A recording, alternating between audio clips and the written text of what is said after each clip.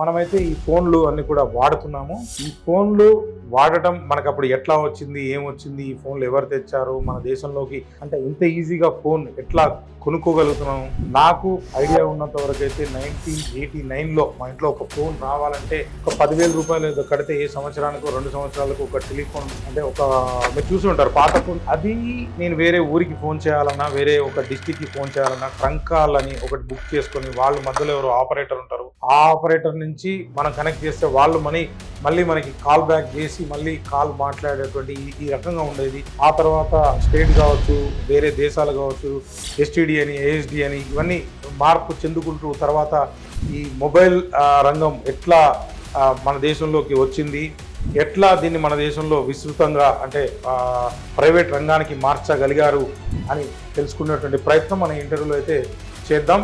దానికి సంబంధించి విదేశీ సంచార్ నిగమ్ లిమిటెడ్ మొట్టమొదటి చైర్మన్ గారు అయితే మనతో ఉన్నారు. ఒక టెలిఫోన్ కావాలంటే apply no reply telecom department సపరేట్గా ఉండాలి. అయిన ప్రభుత్వం దగ్గర డబ్బులు లేవు. ఈ మార్పు రావాలంటే ఎవరు తీసుకొస్తారు? గవర్నమెంట్ సర్వీస్ తీసుకొస్తారా? నాకన్నా 42 మంది సీనియర్లు ఉన్నప్పటికీ కూడా దీన్ని స్పెషల్ పోస్ట్ అయినప్పటికీ కూడా comrade Chowdary you have to go there అన్నాడు.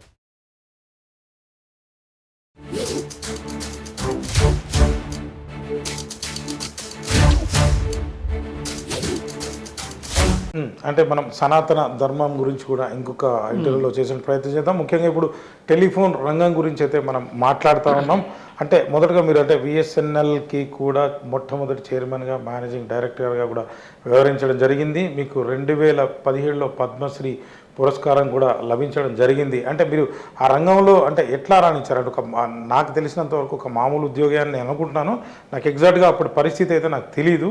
సో దాన్ని అంటే మీరు రాజీవ్ గాంధీ గారితో కావచ్చు, పివి నరసింహారావు గారితో కావచ్చు, అదేవిధంగా మొన్న ఇప్పుడు ప్రధానమంత్రిగా ఉన్న మోడీ గారితో కావచ్చు, వీరందరితో కూడా మీరు కలవడము, ప్రయాణించడము, కొన్ని పాలసీలు కూడా గవర్నమెంట్లో ఈ టెలిఫోన్ రంగానికి సంబంధించి ఒక కామ్రేడ్ అయ్యుండి కూడా దాన్ని ప్రైవేట్ రంగానికి మలిపించి అంటే మనిషి చేతిలో, ప్రజల చేతిలో, సామాన్యుడి చేతిలో కూడా ఈ ఫోన్ అందుబాటులోకి రావాలని కూర్చోదు. అది ఎట్లా జరిగింది, ఎట్లా సాధ్యమైంది సార్ ఇది?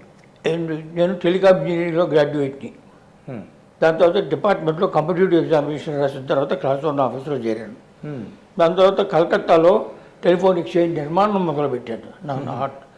దాని తర్వాత చాలా ప్రాజెక్టుల్లో టెలికాంలో ఉండి, దాని తర్వాత 1962లో ఢిల్లీలో అసిస్టెంట్ చీఫ్ ఇంజనీర్గా వెళ్ళా. అక్కడికి వెళ్ళి అధ్యయనం చేశాను. ఎందుకు టెలిఫోన్లు రావటం లేదు, ఎందుకు 10 ఏళ్ళు పడుతోంది, ఎందుకు మాటి ధరలు పెంచేస్తున్నారు, ఒక టెలిఫోన్ కావాలంటే అప్లై నో రిప్లై అటువంటి స్థితి ఉన్నది. మొట్టమొదటి ఉట్టి కాగితం మీద అప్లై చేయమన్నారు, ఆయన్ని తీసి పారేశారు పెరిగేదలికి. దాంతో 10 రూపాయలు కట్టి రెన్యూ చేసుకోమన్నారు, మళ్ళా పెరిగింది వెయిటింగ్ లిస్టు. అలా కాదు 1000 రూపీస్ కట్టండి. ఇలా ఎందుకు జరుగుతుంది? టెలిఫోన్ గగన కుసుమలా ఎలాగా ఉన్నది అంటే మీరు అనేది 60-70 సంవత్సరాల్లో సార్, ఆ సమయంలోనా మీరు చెప్పేది? అవును, దాదాపుగా అంతవరకు. నేను డిపార్ట్మెంట్లో చేరిన తర్వాత డివిజనల్ ఇంజనీర్గా ఉండి ఇవన్నీ చేస్తూ అసలు 60లో ఈ ఫోన్లు ఉన్నాయా సార్? అంటే నాకు తెలియదు, నాకు 80స్లోనే తెలుసు, నాకు అంతమంది తెలియదు.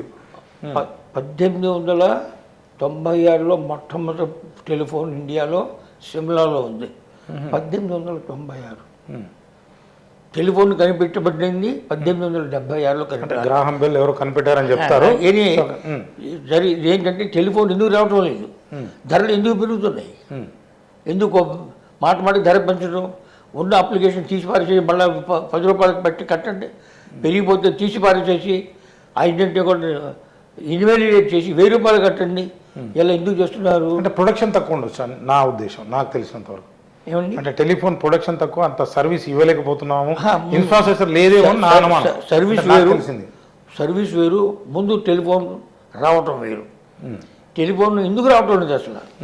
సరే, వచ్చిన వాళ్ళకి సర్వీస్ సరిగా లేదు, వచ్చిన తర్వాత సర్వీస్ ఎందుకు లేదు, ఈ 2 ప్రశ్నలు అన్నమాట. ఇవన్నింటినీ కూడా అధ్యయనం చేసి దీనికి ఒకే ఒక కారణము, ఇది డిపార్ట్మెంట్ ద్వారా, గుత్తాధిపత్యం ద్వారా రెండో వాడికి లేకుండా పోస్ట్ అండ్ టెలికాంని కలపడం వలన ఈ క్షామం ఏర్పడింది. టెలిఫోన్ క్షామం ఎందుకు ఏర్పడిందంటే టెలిఫోన్ పోస్టల్ డిపార్ట్మెంట్ కలిసి ఉండటం వలన పోస్టల్ డిపార్ట్మెంట్లో వచ్చేటువంటి నష్టాలను పూడ్చడం కోసం టెలిఫోన్ ఛార్జీలు పెంచుతూ ఉండటం, ఈ ఛార్జీలు పెంచుతూ ఉన్న డబ్బునేమో పోస్టులు ఘాటాకి మళ్లించడం, పెట్టుబడి లేకుండా ఉండటం వలన, కెపాసిటీ పెరగకుండా ఉండటం వలన ఈ క్షామం ఏర్పడింది. అంటే గవర్నమెంట్ దగ్గర అప్పటికి అంటే ఫండ్స్ కానీ డబ్బులు లేవంటారా మీరు? అంటే ఇదంతా కూడా 89 మీరు చెప్పారు. ఫస్ట్ 5 year ప్లాన్ 2,500 కోట్లు డబ్బులు ఉండాలి, లేకపోవడమే కదా. సెకండ్ 5 year ప్లాన్ 10,000 crores అలా అలా పెరుగుతూ వచ్చింది. అంటే ప్రభుత్వానికి డబ్బులు ఎప్పుడు సరిపడా లేవు. ఓకే. అందులో రోడ్లు వేయాలా, ఎలక్ట్రిసిటీ వేయాలా, మందులు వేయాలా, లేకపోతే టెలిఫోన్ ఇవ్వాలా. నెహ్రూ గారి యొక్క సోషలిజం యొక్క సిద్ధాంతం ప్రకారం టెలిఫోన్ అనేది సంపన్నులకు మాత్రమే ఉపయోగపడుతుంది. గవర్నమెంట్ దగ్గర ఉంటే చాలు సంపన్నులకు. అందుకని వాళ్ళ దగ్గర నుంచి డబ్బు గుంజాలంటే పెంచడం, ధరలు పెంచడం ఇవన్నీ జరుగుతాయి. కాబట్టి ముందే ఉన్నాను పోస్టుని టెలికమ్యూనికేషన్ ఒడగొట్టేసేయాలన్న. పోస్టల్ సర్వీసు సామాజిక సమస్య సేవ. ఒక్క ఆ రోజుల్లో 10 పైసలు పెట్టుకుంటే కార్డు మీద రాస్తే కన్యాకుమారి నుంచి హిమాలయాల దగ్గరికి వెళ్ళిపోతుంది అనమాట అండి. అది సమాజ సేవ. కాబట్టి అందులో లాభాలు రావాలని అనుకోవద్దు. కానీ అందులో నష్టం వచ్చినట్టయితే ఇతరతర పుచ్చాల్సిందే. కానీ టెలిఫోన్ ఛార్జీలు పెంచి పెట్టుబడులు పెట్టకుండా ఎవరైతే టెలిఫోన్ కోరుతున్నారో వాళ్ళకి ఇవ్వకుండా ఈ తప్పు. దీనికి కారణం టెలిఫోన్ ముందు పోస్ట్ అండ్ టెలికమ్యూనికేషన్ విడగొట్టేసేయండి. ఓకే. టెలికాం డిపార్ట్మెంట్ సపరేట్గా ఉండాలి. ఆయన ప్రభుత్వం దగ్గర డబ్బులు లేవు. ప్రభుత్వం డబ్బులు ఎక్కడి నుంచి వస్తాయి? ఈ సర్వీస్ ద్వారా ధరలు పెంచుకుంటే వస్తాయి. అది అందుకని అందరికీ అందుబాటులో ఉండటం లేదు. దీన్ని ఈ గుత్తాధిపత్యాన్ని తీసి పారేసేసి ప్రైవేటు కంపెనీలను కూడా ఇందులోకి తీసుకొచ్చి వాళ్ళ మధ్య పోటీ పెడితే కొత్త టెక్నాలజీ వస్తుంది, కావాల్సినటువంటి పెట్టుబడులు కూడా వస్తాయి అనేటువంటి నిర్ణయానికి సిద్ధాంతపరంగా చరిత్ర అంతా చదువుతార నిర్ణయానికి వచ్చి రాయటం, మాట్లాడటం, అర్జీలు పెట్టడం మొదలుపెట్టి ఈ మార్పు రావాలంటే ఎవరు తీసుకొస్తారు? గవర్నమెంట్ సర్వెంట్ తీసుకొస్తారా? తీసుకురారు. రాజకీయంగా రావాల్సిందే. ఏ పార్టీ అయితే రూలింగ్ పార్టీ ఉందో, అపోజిషన్ పార్టీ ఉందో, వీళ్ళంతా దేశం కోసం పాటుపడుతున్నారు కాబట్టి వాళ్ళని కన్విన్స్ చేసి ఈ మార్పులు తీసుకురండి అనేటువంటి ఉద్యమాన్ని మొదలుపెట్టారు. అనేది కొత్త సంస్కరణ, కొత్త పాలసీ రావాలంటే అంత ఈజీ కాదు. అంత ఈజీ కాదు. ఎందుకంటే పాలిటీషియన్స్కి ముందు కన్విన్స్ అవ్వాలి వాళ్ళు. ఎగ్జాక్ట్లీ. వాళ్ళకి కావాల్సింది ఏంటంటే ముందు ఓట్లు. అందుకని వేరే వాళ్ళు కావచ్చు అంత అది మాట్లాడుతూ ఉంటారు. కాబట్టి ఇది దేశం కోసం కావాల్సి వస్తుంది.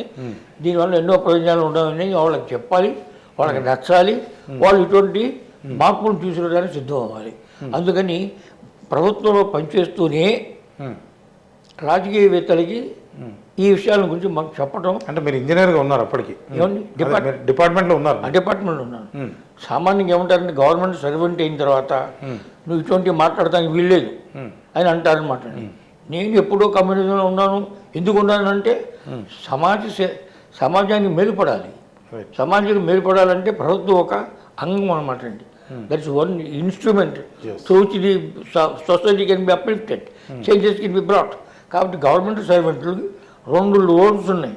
ఒకటి తన విధిని నిర్వర్తించడము, రెండోది దేశానికి ఏది మేలు అని ఆలోచించి ఆ ఆలోచనని అమలు చేయడం కోసం రాజకీయవేత్తలకి అవగాహన కల్పించడం అనమాట అండి.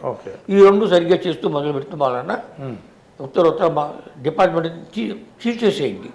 పోస్టల్ డిపార్ట్మెంట్ వేరు, టెలికాం డిపార్ట్మెంట్ వేరు చేయండి. ఎవరికి రాశారు సార్ ఇది మీరు? ఇది మొట్టమొదటి బ్రహ్మానంద రెడ్డి గారికి. కాసు బ్రహ్మానంద రెడ్డి గారు. కాసు బ్రహ్మానంద రెడ్డి గారు మా మినిస్టర్గా ఉన్నప్పుడు నేను అహ్మదాబాద్లో జనరల్ మేనేజర్గా. ఎప్పుడు సార్ ఇది?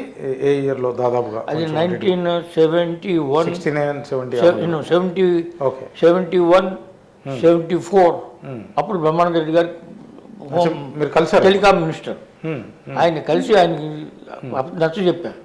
ఆయన ఏమన్నంటే నా చేత ఏంటంటే స్టేట్ లెవెల్లో పోస్ట్ని టెలికాంని విడగొడతా. ఆల్ ఇండియాలో ఎడగొట్టాలంటే డిపార్ట్మెంట్ ద్వారా ఒక్క ఇందిరమ్మ గారే చేయగలరు అన్నారు. సరేనంటే ముందు చేసి అధ్యయనం చేసామన్నమాట. సో పాలిటీషియన్స్కి నచ్చ చెప్పడం, వారి చేత పని చేయించడం, అది నాకు ఒక మిషన్ అయిపోయింది అనమాట అండి. నా పని నేను చేస్తూనే. ఎందుకంటే డిపార్ట్మెంట్లో ఎన్నో మార్పులు నేను జనరల్ మేనేజర్గా ఉన్నప్పుడు చొరవ తీసుకుని ఏమిటి ఒకే ఒక్కటి, ఈ మార్పు వల్ల నేను డబ్బులు సంపాదించకూడదు, ఈ మార్పు వల్ల ప్రభుత్వానికి నష్టం రాకూడదు, ప్రజలకి సంతృప్తి పెరగాలి. ఈ 3 టెస్ట్ కనుక ఉన్నట్టయితే నాకు ఆర్డర్ లేదు, రూల్ లేదు, ఏం లేదు, నా ఇష్టం వచ్చినట్టు చేస్తానన్నా. ఈ పద్ధతిగా అదేవిధంగా గవర్నమెంట్ సర్వెంట్స్ రాజకీయవేత్తలతో ఏమి చెప్పకూడదని అంటారు. నేను చెప్తాను, ఎందుకంటే నేను భారతదేశానికి ఒక సిటిజన్ని, నాకు అది ఒక విధి కూడా ఉన్నది కాబట్టి చెప్తానని బ్రహ్మాండ రెడ్డి గారితో అది అయిపోయింది అన్నమాట. సార్ మరి డిపార్ట్మెంట్ చేశారు, కానీ ప్రస్తుతం డబ్బు మా డిపార్ట్మెంట్ టెలికాం ఛార్జీలు పెంచుకుంటూ, అప్లికేషన్ ఛార్జీలు పెంచుకుంటూ, ఉన్న వాటిని రద్దు చేస్తూ ఇలా చేస్తూ ఉంటే ఆల్ ఇండియా తరఫున కూడా చేయాలి కదా అంటే ఇది నా వల్ల కాదు, మీ ప్రైమ్ మినిస్టర్తో మీరు మాట్లాడుకోవాలి అని చెప్పారు అనమాట. దానికి కూడా సాహసించాయి. ఎందుకంటే నేను అసిస్టెంట్ చీఫ్ ఇంజనీర్గా ఉన్నాను. దాని తర్వాత జనరల్ మేనేజర్గా ఉన్నప్పుడు నన్ను ఇష్టం వచ్చినట్టు చేశాడు అనమాట. అహ్మదాబాద్ కాడి నుంచి అప్పుడు మా బహునా గారు మొట్టమొదటి మంత్రి, ఆయన పనికి మారిన అహ్మదాబాద్ సిస్టాన్ని నాకు అక్కడికి పంపించి, నాకన్నా 42 మంది సీనియర్లు ఉన్నప్పటికీ కూడా దీనికి స్పెషల్ పోస్ట్ అయినప్పటికీ కూడా comrade Chowdary you have to go there అన్నాడు. ఆయన కూడా ఒకప్పుడు కామ్రేడే బహునా గారు అనమాట. సో అహ్మదాబాద్లో వెళ్ళి 3 నెలలు 4 నెలలు అంతా ప్రక్షాళన చేసి వారిస్తే అప్పుడు అమ్మ యాక్చువల్గా అప్పుడు అప్పుడే పద్మశ్రీ ఇవ్వాలని చెప్పారు. అది వేరే సంగతి వదిలిపెట్టి. Okay, right. సో ఈ మార్పులన్నీ తీసుకురావడానికి కంటిన్యూస్గా నేను ఏ పోస్ట్లో ఉన్నప్పటికీ కూడా రాజకీయవేత్తలని నేను నేర్పాలి. అంటే మీరు అప్పుడైనా సరే ఈ టెలిగ్రాఫ్ని కావచ్చు, అంటే ఈ ఉత్తరాలకు సంబంధించిన డిపార్ట్మెంట్ని సపరేట్ చేసింది అప్పుడైనా చేయాలి. ఓకే, స్టేట్ లెవెల్లో జరిగింది. ఏది మన ఆంధ్రప్రదేశ్లో జరిగింది. అది నాకు ఆంధ్రప్రదేశ్లో స్టేట్ మొత్తం ఇండియా భారతదేశం అంతటా కూడాను పోస్ట్ మాస్టర్ జనరల్ ఉన్నారు, జనరల్ మేనేజర్ టెలికాన్ని వేరే పెట్టారు. ఓకే, కానీ ఇండియా డిపార్ట్మెంట్ ఒకటే, బడ్జెట్ ఒకటే. ఓకే ఓకే ఏమండి ఇందులో నుంచి డబ్బు అందులో వెళ్ళడం జరుగుతూనే ఉంటుంది అనమాట. అది తీసేయాలి. సర్వీస్ కొంచెం సపరేట్ ఉంటుంది అంతే. అది తీసేసేసి ఇది గవర్నమెంట్ కింద ఉంటే గవర్నమెంట్ యొక్క వనరులు ఎప్పుడు కూడా తగినట్టుగా ఉండవు. ఎన్ని ట్యాక్స్లు పెంచినప్పటికీ కూడా తగినట్టుగా ఉండవు అనమాట అండి. కాబట్టి పెట్టుబడి ఎక్కడి నుంచి వస్తుంది? ప్రైవేట్ కంపెనీల నుంచి రావాలి. అందుకని దీన్ని ప్రైవేటైజ్ కూడా చేద్దామన్నాను అనమాట అండి. దీన్ని చేయడం కోసం రాజకీయవేత్తలకి నేను పాఠాలు నేర్పాలి. 1965 నుంచి కూడా వ్యాసాల ద్వారా, ప్రసంగాల ద్వారా చెప్తూ వచ్చానమాట అండి అది చేయాలని. మొట్టమొదటిగా దీన్ని పివి నరసింహరావు గారు ఎకనామిక్ రిఫార్మ్స్ వచ్చిన తర్వాత వాటితో నచ్చ చెప్పారనమాట అండి. ఈ ప్రైవేట్ కంపెనీని ముందు తీసుకొద్దామండి ఈ రంగంలోకి.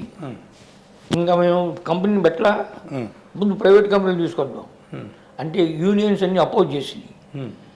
నరసింహరావు గారు చాలా మేధావి. ఆయన ఏం చెప్పారంటే, మీరు చేసే పని మీరు చేయండి, మేము తీసేయట్లేదు కదా. ఏ సర్వీస్ అయితే లేదో ఆ సర్వీస్లో ప్రైవేట్ కంపెనీ చార్జ్ చేస్తే మీకే నష్టం వచ్చింది, గవర్నమెంట్ దగ్గర డబ్బులు. అంటే మీరు అప్పుడు పివి నరసింహరావు గారిని కలిశారు? అవును. సో అప్పటికైనా మంత్రిగా ఉన్నారండి? Prime minister. మీరు అంతకుముందు ఇందిరాగాంధీ గారిని కలవాలన్నారు. అంతకుముందు ఎట్లా పరిచయం అంటే భారతీయ విద్యాభవన్కి హైదరాబాద్లో ఎవరో డబ్బు తీసుకొచ్చి ఈ డబ్బుని ఏం చేయాలంటే పివి నరసింహరావు గారు నన్ను పిలిచి, నేను ఇక్కడ జనరల్ మేనేజర్గా ఉన్నప్పుడు, హనుమాన్ నువ్వు భారతీయ విద్యాభవన్ తరఫున ఒక స్కూల్ పెట్టు అన్నారనమాట. అప్పుడు జూబ్లీ స్కూల్లో పెట్టి అప్పటి నుంచి నాకు పరిచయం. దాని తర్వాత ఢిల్లీ వెళ్ళిన తర్వాత ఇక్కడ అన్ని చోట్ల పరిచయం అవుతూ ఉంటే నరసింహరావు గారికి చెప్పాను, లేని సర్వీసులని ముందు ప్రైవేట్ వాళ్ళ చేత చేయిద్దామని అన్నాను. అంటే సెల్ ఫోన్ ఇటువంటి అనమాట అండి, ఎలక్ట్రానిక్ మెయిల్, ఇంటర్నెట్ ఇవన్నీ ఉండేవి కదా, వచ్చే టెలిఫోన్ మాత్రమే ఉండేది అనమాట అండి. వీటన్నింటి లేని సర్వీసులకి మనం వాటిని తీసుకురావడానికి ప్రభుత్వానికి డబ్బు లేదు, మనం ధరలు పెంచుతున్నాం కానీ చాలటం లేదు. కాబట్టి మనం ప్రైవేట్ వాళ్ళకి ఇద్దామంటే ఆయన ఎకనామిక్ రిఫార్మ్స్తో పాటు మొట్టమొదటిగా ఈ సెల్ ఫోన్లు ఢిల్లీలోను, బొంబాయిలోను, కలకత్తాలోను, మద్రాసులోను ప్రైవేట్ కంపెనీలకు ఇచ్చారు. 1992లో ఇచ్చారు. 92 ఓకే. 91 ఆయన ప్రైమ్ మినిస్టర్ అయిన తర్వాత అట్లా ప్రారంభమైన తర్వాత నెమ్మదిగా వాటన్నింటిని కూడా ప్రతి సర్వీసు కూడా చేయాలంటే దీనికి డబ్బు రావాలంటే ఒకే ఒక మార్గం ఉన్నది. ప్రైవేట్ కంపెనీకి లైసెన్స్ ఇచ్చి వాళ్ళని ఒకరి చేత ఒకరు పోటీ పడిగి మనం ఈ టెలికాం వ్యవస్థని ఇస్తారు. ఇందులో గవర్నమెంట్ కూడా ఉంటుంది, పబ్లిక్ ప్రైవేట్ పార్ట్నర్షిప్ అంటారా? నో పార్ట్నర్షిప్, నువ్వు చేసేది నువ్వు చేయి, ప్రైవేట్ కంపెనీలు ఫాలో చేస్తావు. ఓకే. అంటే ప్రైవేట్ కంపెనీలకి గవర్నమెంట్ డిపార్ట్మెంట్కి పోటీ. ఓకే. గవర్నమెంట్ డిపార్ట్మెంట్ పూర్తిగా వాళ్ళకి ఇచ్చి మీరే సర్వీస్ ఇచ్చుకోండి, మీరే చేసుకోండి, మీరే ముందు private టెక్నాలజీ ఇచ్చేసారు వాళ్ళకి. మీ ఇష్టం వచ్చిన టెక్నాలజీ తీసుకురండి, తర్వాత తీసుకొస్తారు. ఎటువంటి టెక్నాలజీ రావాలనేది ఇంజనీర్స్ మేము డిసైడ్ చేసామన్నమాట. So government department of telecom, DOT, వాళ్ళు టెలిఫోన్ ఏమి ఇవ్వగలిగితే మీరు ఇస్తూ ఉండండి. మీరు ఇవ్వలేనంటే వాళ్ళు చాలా చేయిస్తాను. ఈ విధంగా ముందు ప్రైవేట్ కంపెనీలు వచ్చినాయి అనమాట అండి. దాని తర్వాత ఇది కంప్లీట్ సొల్యూషన్ కాదు కాబట్టి government department is competing with private companies. ఇది తప్పు. కాబట్టి గవర్నమెంట్ డిపార్ట్మెంట్ కూడా ప్రైవేట్ కంపెనీ చేయాలి. అంటే దీన్ని బిఎస్ఎన్ఎల్ భారత సంచార నిగమంగా చేయాలి. అట్లాగే ఎంటీఎన్ఎల్ కార్పొరేషన్ చేయడం మొదలుపెట్టాం. అంటే గవర్నమెంట్ కంపెనీలు ప్రైవేట్ కంపెనీలతో పోటీ. మహారాష్ట్ర టెలికాం నిగమ్ లిమిటెడ్ మీరు అనేది ఎంటీఎన్ఎల్ అంటే ఏమండి? ఎంటీఎన్ఎల్ అంటే మహారాష్ట్ర టెలికాం నిగమ్. మహారాష్ట్ర కాదు, Mahanagar. Okay okay. Mahanagar telephone Nigam అని ఎంటీఎన్ఎల్ ముందు దీనికి ముందు అసలు నగర కార్పొరేషన్ ఎలా అయింది? ముందు ప్రైవేట్ కంపెనీలకు వచ్చినాయి. అవునండి. ముందు సెల్ ఫోన్ ఇచ్చాం, దాని తర్వాత అన్నీ ఇచ్చాం. ఏమండి? కానీ డిపార్ట్మెంట్ కూడా ఉంది, అది కూడా చేస్తుంది దాన్ని. అరే గవర్నమెంట్ డిపార్ట్మెంట్తో ప్రైవేట్ కంపెనీలు ఎలా పోటీ పడగలుగుతాయి? నువ్వు లైసెన్స్ ఇస్తున్నావు, నువ్వు రెగ్యులేట్ చేస్తున్నావు, ధరలు నిర్ణయిస్తున్నావు, అన్నీ నువ్వు చేసి వాటితో పోటీ చేస్తానంటావు ఏంటి? తప్పు. కాబట్టి ఇది కూడా కార్పొరేషన్ అవ్వాలన్న. ఇది ఎవరు చేయగలుగుతారు ఈ నిర్ణయాన్ని? మనం ప్రైమ్ మినిస్టర్ చేయాలి. ఓకే. అది మా మంత్రి గారు నాతో ఏం చెప్పాడంటే ఇది ఎవరి వల్ల అవ్వదు, ఇది అయితే ఇందిరాగాంధీ వల్ల అవ్వాలి, లేకపోతే ఆయన కొడుకు రాజీవ్ గాంధీ వల్ల అన్నా అవ్వాలన్నాడు. చెప్పి మా మంత్రి గారు ఏం చెప్పారంటే నిశ్చయించినట్టు ఆ రాజీవ్ గాంధీతో పాటు వెళ్ళి ఆయన్ని కన్విన్స్ చేశాను. కలిసారు మీరు రాజీవ్ గాంధీ గారిని? రాజీవ్ గాంధీ గారు సెక్రటరీగా కాంగ్రెస్గా సంజయ్ గాంధీ చనిపోయిన తర్వాత ఇందిరాగాంధీ సెక్రటరీ చేసింది. ఆయన దేశంలో తిరుగుతున్నాడు. ఆయన నన్ను కూడా తిరగమన్నాడు మా మంత్రి. ఎవరి వల్ల అవ్వగాదు, ఇందిరమ్మ వల్ల లేకపోతే ఈయన వల్ల అవ్వాలి అంతే. అట్లా వెళ్తే ఆయన కన్విన్స్ చేశాను అనమాట. ఏంటి, ఈ ప్రైవేట్ కంపెనీలతో గవర్నమెంట్ డిపార్ట్మెంట్ పోటీ చేయడం తప్పండి, కాబట్టి దీన్ని కూడా మనం కార్పొరేట్ చేద్దాం. మీరు డబ్బులు ఇవ్వలేదు కదా, కావాల్సిన దానికి పోటీ పట్టడానికి ఎక్స్పాండ్ చేయడానికి డబ్బులు ఇవ్వలేదు. సో ఇది అది కనుక కార్పొరేషన్ అయినట్టయితే వాళ్ళు ఏ విధంగా ప్రైవేట్ కంపెనీలకు క్యాపిటల్ని షేర్ల ద్వారా అప్పుల ద్వారా డబ్బు తీసుకొచ్చి నెట్వర్క్ పెడుతున్నారు, అప్పుడు మనం చేయగలుగుతా ఉంటే ఆయన కన్విన్స్ అయ్యాడనమాట అండి. సో ఇప్పుడు ఎవరు వచ్చారు? బ్రహ్మానంద రెడ్డి గారు, పివి నరసింహరావు గారు, రాజీవ్ గాంధీ గారు. ఏమండి, ఈ ముగ్గురిని అందరినీ కూడా కన్విన్స్ చేస్తూ నెమ్మదిగా ఈ డిపార్ట్మెంట్ వేరు చేయటం, దాంతో కంపెనీలను ప్రారంభించడం. మొట్టమొదటిగా ఎంటీఎన్ఎల్ బాంబే ఢిల్లీ, దాని తర్వాత విజయ సంచార్ నిగమ్ అని ఇంటర్నేషనల్ కమ్యూనికేషన్స్ని కార్పొరేషన్ చేయటం. దాన్ని నేను chairman managing director. Rajiv Gandhi గారు అంటే మరి 85కి ముందు మీరు అనేది 85కి ముందు కలిసారు మీరు ఆయన? ఆయన కలవడం 80, ఆయన ప్రైమ్ మినిస్టర్ అవ్వక ముందు కలిసారు. ఓకే. ఎందుకంటే ప్రైమ్ మినిస్టర్ అయిన తర్వాత చాలా కష్టం, సెక్యూరిటీ. అందుకని మా మంత్రి గారు కన్విన్స్ అయిపోయి నేను చేయలేనిది చేస్తే ఇందిరమ్మ చేయాలి, లేకపోతే ఆయన కొడుకు చేయాలి. అంటే నేను ఆయనతో పాటు వెళ్ళిన తర్వాత ఆయన కన్విన్స్ చేసి ఇందిరాగాంధీ చనిపోయిన వెంటనే ఈయన ప్రైమ్ మినిస్టర్ తనంతూ అయిన తర్వాత ఆయన దగ్గరికి వెళ్ళి, సార్ మీరు కన్విన్స్ చేయారు కదా అంటే 5 రోజులు ఆర్డర్ వేసి పారేశాడు. అంటే మీరు 83, 84, 85 అప్పుడు 84లో చచ్చిపోయింది కదా. ఏంటంటే వెంటనే ఆయన ప్రైమ్ మినిస్టర్ అయిన 2-3 రోజుల్లోనే ఒక ఆర్డర్ వేసేసి ఈ టెలికాం డిపార్ట్మెంట్ కార్పొరేషన్ చేద్దాము అని, ఈ డిపార్ట్మెంట్ వేరుగా ఉండాలి, ఆల్ ఇండియాలో కలిసి ఉండేవి కదా, అటువంటి నిర్ణయాలు ఆయన తీసుకున్నాడు అనమాట అండి. దాని తర్వాత లైసెన్స్ ఎలా ఇవ్వాలి, ఇవి చేయాలి అనే దానికి నేను వేరే పొలిటికల్గా ప్రతి ఎలక్షన్, పార్లమెంటరీ ఎలక్షన్ జరుగుతూ ఉన్నప్పుడు ఒక మేనిఫెస్టో రాశా. Telecommunications and information technology in your manifesto అని రాసి అన్ని పార్టీలకి పంపించారు. ఓకే. అన్ని పార్టీలకి మీరు ఇది చేయాలంటే మొట్టమొదటిగా కాంగ్రెస్ పార్టీ 1984-85 ఎలక్షన్లో ఒక పారాగ్రాఫ్ రాసింది. కానీ ఇంతమంది అంతా చేసిన తర్వాత భారతీయ జనతా పార్టీ కంప్లీట్గా పెట్టేసింది. నేను రాసినంతా పెట్టేసేసింది అనమాట. అది అంతా ఇంతమంది మధ్య పెరిగిపోయి 1998లో వాళ్ళు అధికారంలోకి వచ్చిన తర్వాత సార్ మీ మేనిఫెస్టోలో పెట్టారు కదా అప్పుడు ఇంప్లిమెంట్ చేయండి అని చెప్పాను. ఓకే. అద్వానీ గారు మేము ఒక prime ministers national task force on information technology and telecommunication commission వేస్తున్నాం, దానికి నువ్వు చైర్మన్గా ఉండాలన్నారు. నేను అప్పటికి రిటైర్ అయ్యానమాట అండి. నేను అప్పుడు చంద్రబాబు నాయుడు గారికి నేను ఐటీ అడ్వైజర్గా ఉన్నాను, ఆయన చైర్మన్ చేయండి అన్న. అయితే ఆయన మా అపోజిషన్ పార్టీ కన్వీనరు, ఆయన మేము ఎట్లా చేస్తూ ఉన్నారు. నాకు పార్టీతో సంబంధం లేదు సార్, నాకు టెలికమ్యూనికేషన్ వ్యవస్థకి. ఇది 95 తర్వాత మీరు చెప్పారు. 95 తర్వాత బాబు గారు అప్పుడే కదా 95 తర్వాత కదా ఆయన convener of the United front ఆయన. ఓకే. కానీ నేను ఆయనకి ఐటీ అడ్వైజర్గా ఉన్నా ఇక్కడ. రైట్. రిటైర్ అయిపోయిన తర్వాత మేము చాలా పనులు చేస్తున్నాం. అంటే ఎన్టీఆర్ గారు కూడా చేశారా మీరు సలహాదారుగా? ఎన్టీఆర్ గారు, పెద్ద ఎన్టీఆర్ గారు కూడా ఎన్టీఆర్ ఇప్పుడు అవి డెవలప్మెంట్ లేదు కదా టెలికామ్ అప్పటికి. ఓకే. అప్పుడేం లేదు. 83లో అంత డెవలప్మెంట్ లేదు అనమాట. అంతా వండి వచ్చిందంటే 1990 1 తర్వాత వచ్చినాయి అనమాట. సరే, సో బీజేపీ ఎప్పుడైతే ఈ కంప్లీట్గా రాష్ట్రంతా పెట్టేసిందో అప్పుడు నన్ను ఒక కమిషన్ చైర్మన్గా వేస్తా అంటే నాకు వద్దు, మా చంద్రబాబు గారిని చేయండి అంటే ఆయన మా ఆపోజిషన్ పార్టీ కదా అంటే మేము అపోజిషన్ పార్టీతో సంబంధం లేదు సార్, ఆయన ఒప్పుకుంటే మీరు చేస్తారా అన్న. అంటే చంద్రబాబు గారితో మాట్లాడి సరే అన్నాడు. అప్పుడు అది అసలు బీజేపీకి టీడీపీకి అసలు అంకె ఎప్పటి నుంచి వచ్చిందంటే 1998 వచ్చింది. సరే వదిలిపెట్టేసింది. సో తర్వాత మేనిఫెస్టోలో పెట్టిన తర్వాత అంతకుముందు నుంచి కూడా department is competing with private companies. చాలా అన్యాయం ఇది. అది లైసెన్సరు, రెగ్యులేటరు అండ్ కంపిటీటరు, ఇది తప్పు. దీన్ని కూడా కార్పొరేషన్ చేయాలని చెప్పాం. ఓకే. ఇది ఎవరికి చెప్పాము? అద్వానీ గారికి, వాజ్పేయి గారికి. సో వాజ్పేయి గారు ఇయర్ 2000లో పెద్ద మీటింగ్ పిలిపించాం. ఆల్ చీఫ్ మినిస్టర్స్ వాళ్ళందరూ ఏంది ఒకే ఒక ఐటమ్ సబ్జెక్టు, టెలికమ్యూనికేషన్ ఏం చేయాలి అని. That was the subject called for by all the chief ministers అనమాట. అందులో వాజ్పేయి గారికి చెప్పాం ఏం చేయాలో. చంద్రబాబు నాయుడు గారి చేత ఒక ప్రజెంటేషన్ ఇప్పించారు అదే మీటింగ్లో. అది ఆ మీటింగ్లోనే. ఆ ప్రజెంటేషన్ మీరు ఇచ్చారా, మీరు తయారు చేసి ఇచ్చారా? నేను తయారు చేసి చంద్రబాబు గారు ప్రజెంట్ చేశారు. చీఫ్ మినిస్టర్ కాన్ఫరెన్స్ కదా. ఓకే.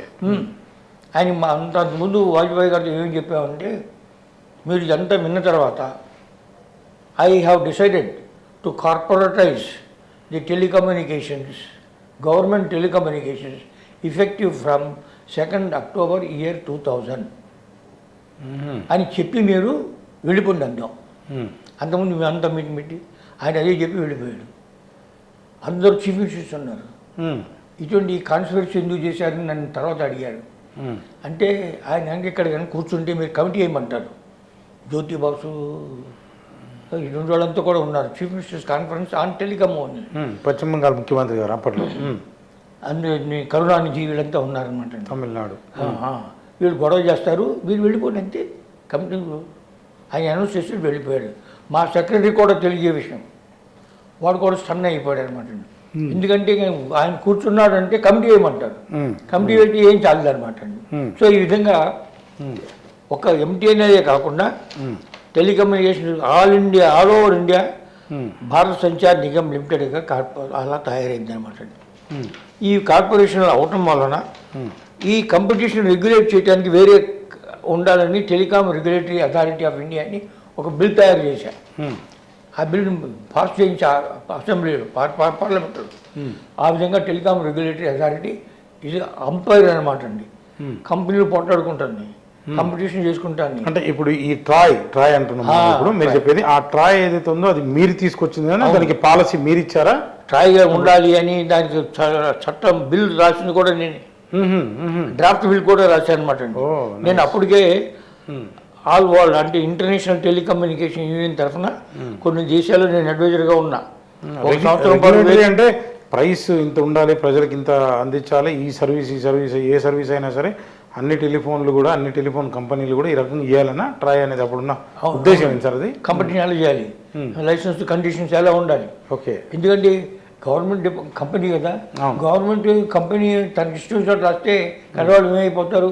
కాబట్టి ఇండిపెండెంట్గా what are the conditions for the licence. ఇది ఎట్లా సార్ అంటే కార్పొరేషన్ అంటే సెమీ గవర్నమెంట్ అంటే బయట వాళ్ళు వచ్చి పెట్టుబడి పెట్టేటువంటి ఎల్ఐసి లాగానా మీరు అనేది ఎల్ఐసి కార్పొరేషన్ లాగా టోటల్లీ ప్రైవేట్ కార్పొరేషన్. లైక్ ఇప్పుడు రిలయన్స్ టెలికామ్ ఉందా, భారతీయ ఎయిర్టెల్ అన్ని ప్రైవేట్. Correct correct.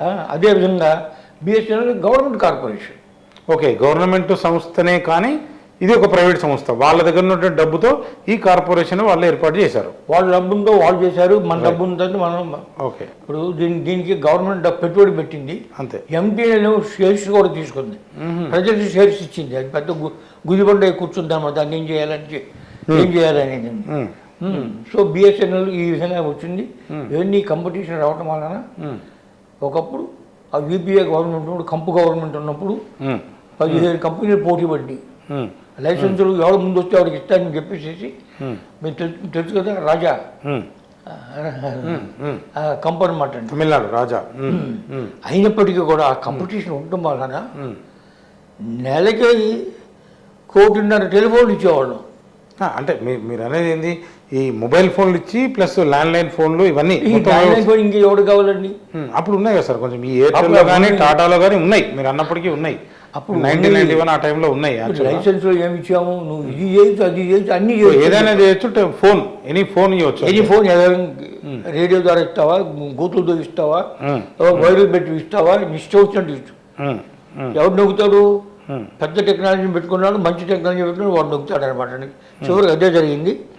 ఆ 15 కంపెనీలు పూర్తి ఉన్నప్పుడు నెలకి 1.5 కోట్లు టెలిఫోన్లు వచ్చాయి.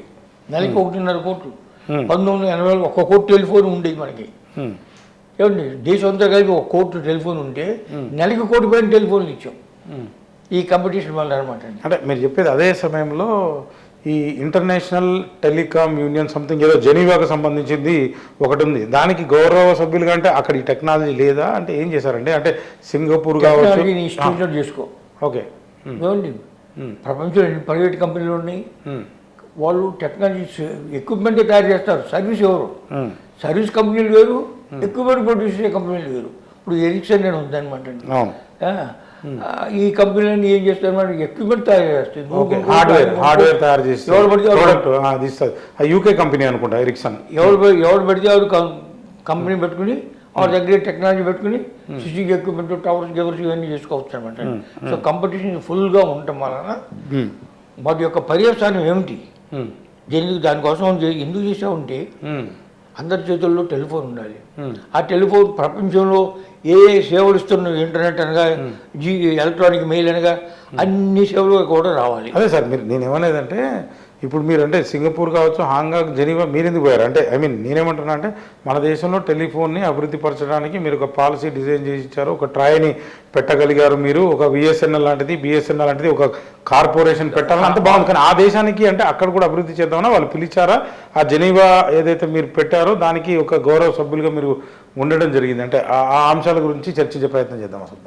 అవునండి, ఇక్కడ దేశంలోనే కాదు ఇతర దేశాల్లో కూడాను దీని అడ్వైజర్ ఇంటర్నేషనల్ టెలికమ్యూనికేషన్ యూనియన్ అని దాన్ని ITU అంటారనమాట అండి. It is specialist body of the United nations. వాళ్ళకి నా యొక్క సత్తా తెలిసి ఏం చేశారు ఇక్కడ. అందుకని అక్కడ వాళ్ళు నన్ను అడ్వైజర్గా తీసుకుని ఏమైనా పంపించారు.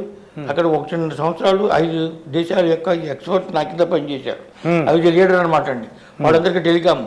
సౌత్ ఆఫ్రికా ఇండిపెండెంట్ అయింది కదా, వాళ్ళు టెలికామ్ వ్యవస్థను ఏం చేయాలి, అలాగే నేపాల్ ఏం చేయాలి కదా, అన్ని దేశాలకి కూడా నేను లీడర్గా వెళ్ళేవాడిని. అంటే మీరు నాకున్న సమాచారం ప్రకారం అయితే మీరు ఒక 20-30 దేశాలు తిరిగినట్టున్నారు.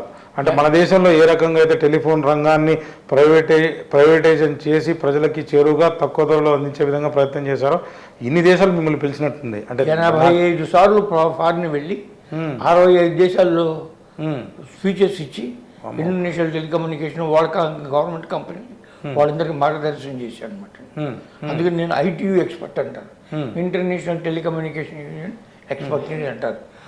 నన్ను వాళ్ళు అంటే యునైటెడ్ నేషన్స్ వాళ్ళు ఈ దేశానికి ఆ దేశానికి పంపించుకునే వాళ్ళు సౌత్ ఆఫ్రికా వెళ్ళాను, నేపాల్ వెళ్ళాను, ఇంకే దేశాలు వెళ్ళాను అనమాట అండి. గయానా దేశం వెళ్ళాను. వాళ్ళ టెలికమ్యూనికేషన్ వ్యవస్థలో ఏం చేయాలనే ఉద్దేశం. సో సమరీగా ఏం చెప్పాలంటే ఈ ఇంటెల్ సాట్ అంటే లైక్ ఈ ఇన్మార్ సాట్ ఈ గవర్నర్గా పనిచేశారంటే అదేంటి సార్ అది? అంటే ఇప్పుడు నేను విజయ సంచార్ నగర్కి చైర్మన్ మేనేజింగ్ డైరెక్టర్ అయ్యాను కదా. అవును ముందయ్యారు. ఇప్పుడు 1980s రెండు ఇంటర్నేషనల్ శాటిలైట్ కార్పొరేషన్స్ పెట్టారు. అంటే నాకు ఒక చిన్న డౌట్ సార్, బిఎస్ఎన్ఎల్ అంటే మన ఇండియాకు సంబంధించింది, విదేశీ కాదు. Sir BSNL is different. First BSNL గురించి మాట్లాడదాం. బిఎస్ఎన్ఎల్ అంటే భారత్ సంచార్ నిగమ్ లిమిటెడ్. అంటే నాకు అర్థమైనంత వరకు ఇది ఇండియాకు సంబంధించినటువంటి వ్యవస్థ ఇది. అవును, పూర్తిగా ఈ బిఎస్ఎన్ఎల్ అంటే మొత్తం ప్రపంచానికి సంబంధించినటువంటి వ్యవస్థ. ఏం చెప్తారు మీరు? India's international India's international communication. Okay, అంటే మీరు అనేది ఏంటంటే లోకల్ అయితే ఎస్టీడీ అని మాకు అర్థమైనప్పుడు ఇప్పుడు ఇది ఐఎస్డి అనమాట మీరు అనేది. ఐఎస్డి లాంటిది, ఐఎస్డి అనమాట. అదే ఇంటర్నేషనల్ సర్వీస్. అక్కడ ఏం చేశారంటే ఇంటర్నేషనల్ శాటిలైట్ కార్పొరేషన్ ఒకటి పెట్టారు. ఓకే, ప్రపంచంలో మన ముందు ఇప్పుడు 1960s నుంచి అనమాట అండి. రైట్. అలాగే సముద్రాల కోసం ఇన్మార్సట్ అని ఇంకొక పెట్టారు. నౌకలకి కూడా శాటిలైట్ పెట్టేసేసి దాన్ని ఇంటర్నేషనల్ మారిటైమ్ శాటిలైట్ కార్పొరేషన్ అంటారు. దాని హెడ్ క్వార్టర్స్ లండన్లో ఉంటుంది. దాని తర్వాత భూమి మీద ఉండేదానికి ఇంటర్సాట్ ఇంటర్నేషనల్ టెలికాం శాటిలైట్ కార్పొరేషన్ ఒకటి వాషింగ్టన్లో, ఒకటి లండన్లో ఉండేది. నేను ఇప్పుడు చైర్మన్ ఇంటర్నేషనల్కి అయ్యాను కదా. రైట్. నేను చైర్మన్గా ఉన్నప్పుడు వెరీ టుక్ ఓవర్ ఓన్లీ 4 దేశాలు మాత్రం ఐఎస్డి ఉండేది. నేను 6 నెలల్లో 90 దేశాలు విస్తరించాను. ఇంక్లూడింగ్ చైనా, ఇంక్లూడింగ్ రష్యా, అన్నిటికీ వెళ్ళాను అనమాట అండి. అలాగే Rajiv Gandhi I went to China, అలాగే సోబడి ఎట్సెట్రా ఎట్సెట్రా. అది చేయటం వలన మన షేర్ ఎక్కువైపోయింది, మన ట్రాఫిక్ ఎక్కువైపోయింది. ఎక్కడ ఇంటెల్సాట్లో అంటే వాషింగ్టన్ హెడ్ క్వార్టర్స్. అలాగే మన అప్పుడు మనకి మన షిప్పింగ్ కార్పొరేషన్ ఆఫ్ ఇండియా ఉండేది చూసారా. ప్రతి షిప్కి కూడా శాటిలైట్ పెట్టించా. వాళ్ళు పిలిచి పెట్టండి అన్నాను. పిలిచి ఇన్మార్సాట్ దాని హెడ్ క్వార్టర్స్ ఎక్కడ లండన్. మన ఇండియా నుంచి ట్రాఫిక్ పెరిగింది శాటిలైట్స్ ఉండడం వలన. అందుకని అందులో డైరెక్టర్షిప్ దాన్ని గవర్నర్ అంటారు అనమాట అండి. So I became the governor of the. నాకు ఫస్ట్ అర్థం కాలేదు, ఒక గవర్నర్ అంటే ఒక రాష్ట్రానికా లేకపోతే ఏదో ఒక దేశంలో వెళ్ళి ఒక స్టేట్కి ఏమన్నా గవర్నర్ అయ్యారేమని అనుకున్నాను. నాకు అది అర్థం కాలేదు. మనం ఇండియాలో డైరెక్టర్ అంటాం, ఈ కార్పొరేషన్ డైరెక్టర్ని గవర్నర్ అంటారు. Okay okay. అవి only government companies can become members అనమాట. గవర్నమెంట్సే అవ్వాలి, వాళ్ళు చెప్పిన కంపెనీ అందులో ఉండాలి. సో ఇంటెల్సాట్ ఇంటర్నేషనల్ టెలికమ్యూనికేషన్ భూమి మీద ఉండేదానికి అనమాట అండి. శాటిలైట్ ద్వారా భూమి మీద అంటే అప్పుడు మన భారతదేశం కూడా శాటిలైట్లు వేరే దేశాలు అన్ని శాటిలైట్కి లింకింగ్ చేసుకోవాలి. మళ్ళీ అక్కడి నుంచి మీరు చెప్పినట్టు సముద్రంలో షిప్పుల్లో మీరేదైతే చెప్పండి. అందులో మనం ట్రాఫిక్ ఎక్కువైపోతే మనకు డైరెక్టర్షిప్ వచ్చింది. ఓకే. ఎందుకు అన్నిటికీ నేను పెట్టించాను కదా. మన ఇండియాలో ఉన్న షిప్లు అన్నిటికీ కూడా శాటిలైట్ కమ్యూనికేషన్ షిప్ కమ్యూనికేషన్ అనమాట అండి. అది Inmarsat International Maritime Satellite Corporation London. అందులో మన ట్రాఫిక్ ఎక్కువైపోతే, భాగం ఎక్కువైపోతే డైరెక్టర్షిప్ వచ్చింది. దాన్ని అక్కడ ఎగ్జిక్యూటివ్ కౌన్సిలర్ అంటారు. వాషింగ్టన్లో ఉన్నదాన్ని గవర్నర్ అంటారు అనమాట అండి. ఆ రెండింటిలో అంటే ఇంటెల్సాట్ ఇన్మార్సాట్లో గవర్నర్గా ఉన్నాను. దాంతో ఇంటర్నేషనల్ టెలికమ్యూనికేషన్లో మనకు ఎక్స్పోజర్ వచ్చింది. ఓహో, ఇండియా ఈజ్ కాంపిటెంట్ ఎనీథింగ్ అది వచ్చింది అనమాట. ఈ విధంగా ఇంటర్నల్గా అన్ని దేశంలో కూడా కమ్యూనికేషన్ వ్యవస్థ అద్భుతమైనటువంటి ప్రగతి సాధించి ఇతర దేశాలతో పాటుగా ఉన్నది అనమాట. నాకు అర్థం దక్షిణాఫ్రికా కానీ నేపాల్కి కానీ కూడా టెలికాం సర్వీస్ దానికి మీరు వర్క్ చేశారు అంటే. అంతేకాదు ఇంకా యెమెన్ అనే దేశం ఒకటి, గయానా అనే దేశం ఒకటి, తర్వాత కెనడా కూడా వాళ్ళు నన్ను పిలిచారనమాట అండి. తర్వాత United States World Trade Organisation WTO వచ్చింది కదా 1995లో. అందులో ట్రేడ్ ఇన్ టెలికమ్యూనికేషన్స్ గురించి ఎవరు రాస్తారు అన్నారు. హనుమంత్ చౌదరి గారిని సెలెక్ట్ చేశారు. Trade in international telecommunication trading అయితే అనేది అనమాట అండి. అంటే అక్కడి నుంచి కాల్ వస్తే వాళ్ళు డబ్బులు వసూలు చేసుకుంటే ఎంత మనకి ఇస్తారు.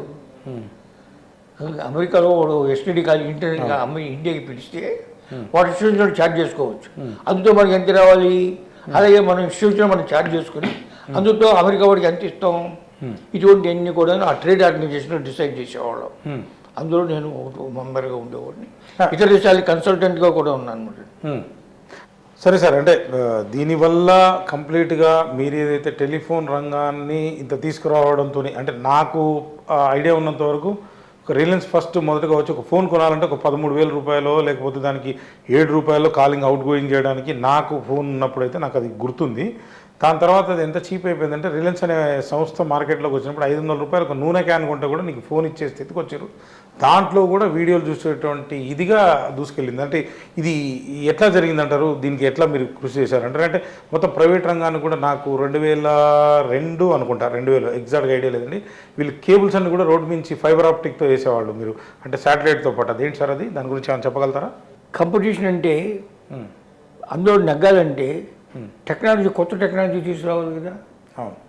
ఎప్పుడైతే ప్రైవేటైజ్ చేసామో ఎన్నో ప్రైవేట్ కంపెనీలు వచ్చినాయో ఆ ప్రైవేట్ కంపెనీలన్నీ కూడా లాభాల్లోకి వెళ్ళాలంటే కొత్త టెక్నాలజీని తీసుకురావాలి కదా.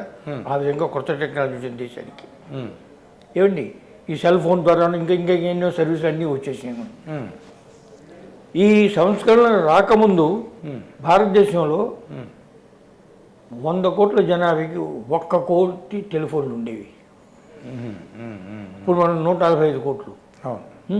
1984 ఆ ప్రాంతాల్లో జనాభా 100 కోట్లు ఉంటే 1 కోటి టెలిఫోన్లు అండి. 1 టెలిఫోన్ ఫర్ 100 పీపుల్ అనమాట అండి. ఇప్పుడు 85 టెలిఫోన్లు ఫర్ 100 పీపుల్. అది మొబైల్, మళ్ళీ అది కూడా మొబైల్, అది కూడా మొబైల్ అనమాట. అప్పట్లోనేమో వైర్ ఉండేది, వర్షంతో పోయేది, ఎన్నో ఉండేది అనమాట. ఈ విషయం గుర్తుంచుకోండి. టెలిఫోన్ డెన్సిటీ 1 ఫర్ 100 సంస్కరణ రాకముందు. సంస్కరణ వచ్చిన తర్వాత ప్రస్తుతం 100 మందికి 85 టెలిఫోన్లు ఉన్నాయి. 85 అడల్ట్స్ ఉన్నారా? లేరు, పిల్లలు ఉన్నారు కదా. కొన్ని రాష్ట్రాల్లో, 6 రాష్ట్రాల్లో, ఢిల్లీలో, హిమాచల్ ప్రదేశ్లో, కేరళలో, మహారాష్ట్రలో 100 మంది జనాభాకి 300 టెలిఫోన్లు ఉన్నాయి ఢిల్లీలో. అంటే ఒక్కరికి 3 ఫోన్లు కూడా ఉన్నాయి మీ ప్రకారం. తర్వాత ఈ స్టేట్లో కేరళ అనగా, పంజాబ్ అనగా, హిమాచల్ ప్రదేశ్ అనగా, ఈ మహారాష్ట్ర అనగా, ఇక్కడ 100 జనాభాకి 100 పైన టెలిఫోన్లు ఉన్నాయి. ఓకే. ఇవన్నీ ఎలా వచ్చినాయి అంటే ధరలు పడిపోవటం వలన. చెప్పారు కదా, 1984లో తలసరి ఆదాయం భారతదేశంలో 10,000 రూపాయలు. ఓకే. టెలిఫోన్ ఆదాయం, టెలిఫోన్కి 10,000 వచ్చేది. అది ఎవరి చేతుల్లో ఉంటాయి? డబ్బున్న చేతులు. ప్రస్తుతం ఏంటంటే సంవత్సరానికి సగటున 2,400 టెలిఫోన్లతో సంవత్సరం టెలిఫోన్ వాడుతున్నారు. ఏమంటారంటే ARPU, average revenue per user per month, దాన్ని ఆర్పు అంటారనమాట. మ్యాక్సిమం జియోకి వస్తాండి 200 రూపాయలు నెలకి. అంటే యావరేజ్ ఎంత? 2,400.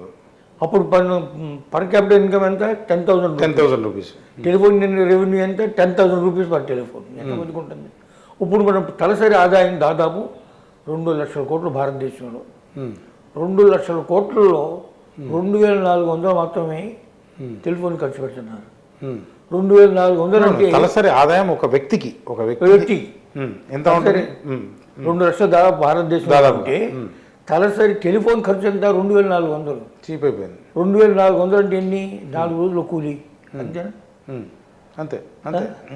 మరి అందుకనే అందరి చేతుల్లో టెలిఫోన్ ఇచ్చి. అంటే నేనేమంటానంటే సార్, అంటే ఈ టెలిఫోన్లు ఇట్లా అంటే ఓ రకంగా కొంతమంది నిపుణులు అనుకోవచ్చు, కొంతమంది అయితే ఈ టెలిఫోన్లు ఇంత విడిగా రావడం కూడా ఒక ప్రమాదకరమైనటువంటి అంశం అని అంటారు. మీరేం చెప్తారు? అది వేరే విషయం.